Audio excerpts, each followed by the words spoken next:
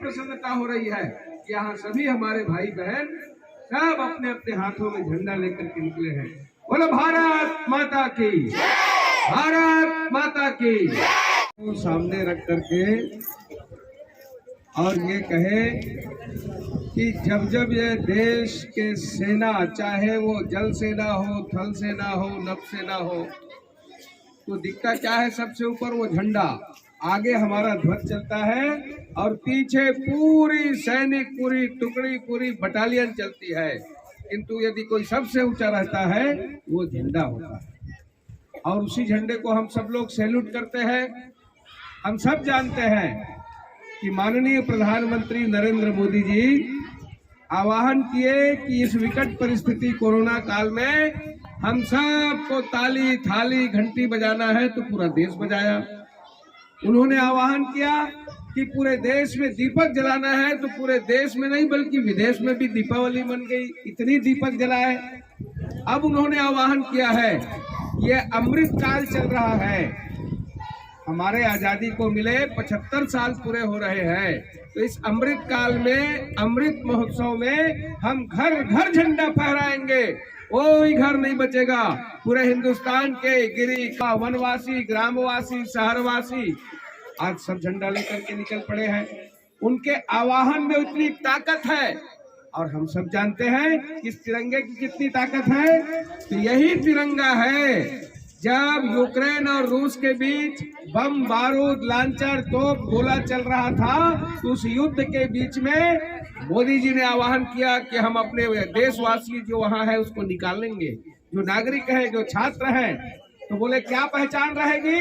तो जो तिरंगा लेकर चलेगा उसके लिए कोई बम, बारूद, गोला कोई टच नहीं कर सकेगा, कोई नुकसान नहीं पहुंचाएगा और वो सुरक्षित एयरपोर्ट तक पहुंचेगा, बस अड्डे तक पहुंचेगा, रेलवे स्टेशन तक पहुंचेगा। पूरे हमारे देश के लोग जो वहां रहते थे, ऐसे 22,000 से ऊपर जी ने अपील किया है कि इस 75वें वर्षगांठ पर हर घर में तिरंगा फहरना चाहिए और इसी के आह्वान के लिए आज ये प्रभात फेरी हम लोग यहाँ पर निकालने वाले हैं आप लोगों के साथ मिल करके। मैं आप सबसे आग्रह करूँगा, क्योंकि बच्चे ही वो तत्व हैं जो अपने घर में, किसी के घर में यदि झंडा नहीं लग रहा है या उनके घर में विचार नहीं है, उस घर के बच्चे ने यदि कह दिया कि हमारे घर में भी झंडा लगना चाहिए, तो वो झंडा लग जाएगा, ये मैं मानता हूँ। और हम सबको ये प्रयास करना है कि हर घर में झंडा लगे। झंडे की कोई कमी नहीं है, झंडे की कमी होगी तो कोई हम लोगों से संपर्क करके बता देंगे कि किसी के घर में कोई झंडे की दिक्कत आ रही हो तो उनके घर में हम लोग झंडा पहुंचा देंगे।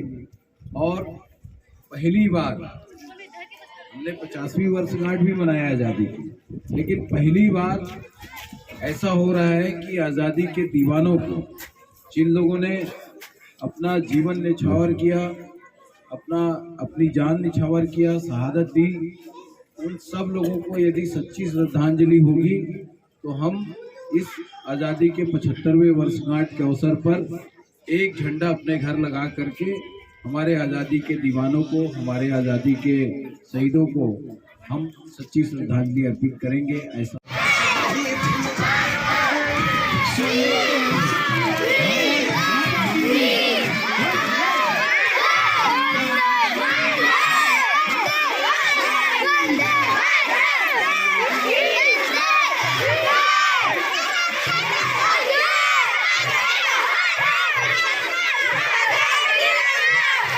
आज हम और हमारे जिलाध्यक्ष मधुसूदन यादव जी माननीय प्रधानमंत्री नरेंद्र मोदी जी के आह्वान में पूरे राष्ट्र में इस अमृतकाल अमृत महोत्सव में घर घर तिरंगा ये अभियान चला है और उसी अभियान के तहत आज नवागांव में हम यहाँ उपस्थित हैं।